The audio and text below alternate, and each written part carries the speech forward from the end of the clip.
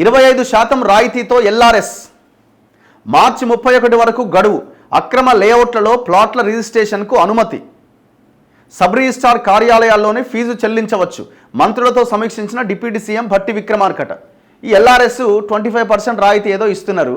LRS మరి లేకుండానే మేము ఫ్రీగా ఎల్ఆర్ఎస్ అని కూడా వీళ్ళు చెప్పారు, కానీ పైసలు లేవు, డబ్బులు దానికి పెడుతున్నారు, సరే ఏదో చేస్తున్నారు. ఇప్పుడు ఏంది ఇదంతా ఎల్ఆర్ఎస్ గురించి ఎంత ఫోకస్ ఎందుకు అంటే పైసలు, కొంత ఖజానాకి డబ్బులు వచ్చే అవకాశం ఉంటుంది కాబట్టి దీన్ని ఇవాళ ప్రధానంగా చూస్తున్నారు. లేఅవుట్ల క్రమబద్ధీకరణ పథకం ఎల్ఆర్ఎస్ అమల్లో భాగంగా ప్రభుత్వం కీలక నిర్ణయం తీసుకుంది. గత 4 ఏళ్లుగా పెండింగ్లో ఉన్న ప్లాట్లకు రిజిస్ట్రేషన్ చేసుకునే వీలు కల్పించింది.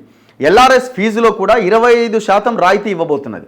పైగా సబ్ రిజిస్ట్రార్ ఆఫీసులోనే నేరుగా ఈ రెగ్యులరైజేషన్ ఫీజును చెల్లించి రిజిస్ట్రేషన్ చేసుకోవచ్చు. మార్చి 31లోగా ఈ రిజిస్ట్రేషన్లను పూర్తి చేసుకున్న వారికి ఎల్ఆర్ఎస్ ఫీజులో ఈ రాయితీ ఉంటుంది. అంటే మీరు మార్చి 31 లోపు కనుక మీరు ఎల్ఆర్ఎస్ కట్టి రిజిస్ట్రేషన్ అయితే, రెగ్యులరైజ్ అయితే మీకు 25% ఆ ఫీజులో రాయితీ వస్తుంది, లేకపోతే రాదు. మంత్రులు పొంగులేటి శ్రీనివాసరెడ్డి, శ్రీధర్ బాబు, శాంతికుమారులతో కలిసి డిప్యూటీ సీఎం భట్టి బుధవారం ఈ అంశంపైన సమీక్ష నిర్వహించారు. ఎల్ఆర్ఎస్ పథకం అమలును వేగవంతం చేయాలని అధికారులను ఆదేశించారు. పెండింగ్ దరఖాస్తులు వేగంగా పరిష్కరించాలి. అనుమతి లేని లేఅవుట్లలోని ప్లాట్ల రిజిస్ట్రేషన్లపైన గతంలో ప్రభుత్వం నిషేధం విధించింది.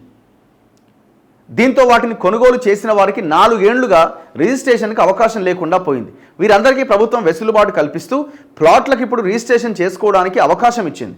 వ్యక్తిగతంగా ప్లాట్లు కొనుగోలు చేసి రిజిస్ట్రేషన్ పెండింగ్లో ఉన్న వారితో పాటు లేఅవుట్లలో విక్రయం కాకుండా పెద్ద సంఖ్యలో మిగిలిపోయిన ప్లాట్లకు కూడా క్రమబద్ధీకరణ పథకం అమలయ్యేలా వెసులుబాటు కల్పించిందట. సో ఎవరైనా చేసుకునే వాళ్ళు ఉంటే ఈ అవకాశాన్ని వినియోగించుకోండి. మరి ఇప్పుడు ఫ్రీగా చేస్తామన్నారు కదా, మరి ఎట్లా అంటే పైసలు లేవు, ఏం చేయాలి? పైసలు లేవు, ఏం చేయాలి? ఫ్రీగా చేసే అవకాశం లేదని వాళ్ళు చెప్తున్నారు. ఇప్పుడు జీవో నెంబర్ 58 and 59 జీవోలు 2 తీసుకొచ్చింది. ఇందులో ప్రధానంగా 59 జీవో.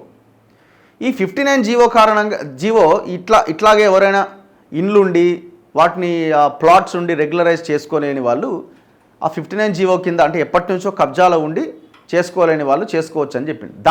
దాని పేరుతో పెద్ద ఎత్తున అక్రమాలు జరిగినాయి. మరి మీరు ఎన్ని అక్రమాలు వెలుగులోకి తీసుకొచ్చిరండి? ప్రభుత్వ భూములు కొల్లగొట్టబడ్డాయి, పేదల భూములు కొల్లగొట్టబడ్డాయి. ఎకరం భూమి ఉంటే దాన్ని 5-6 పార్ట్స్ కింద డివైడ్ చేసి 59 జీవో కింద అప్లై చేసుకొని కొట్టేసారు. మరి ఆ భూముల లెక్కేది? అట్లాంటి భూములు దొంగల చేతిలోకి వెళ్ళిపోయినాయి. మరి అవి మళ్ళీ గవర్నమెంట్ రికవర్ చేసుకోవాలి కదా, ఆ ప్రయత్నం జరుగుతలేదు.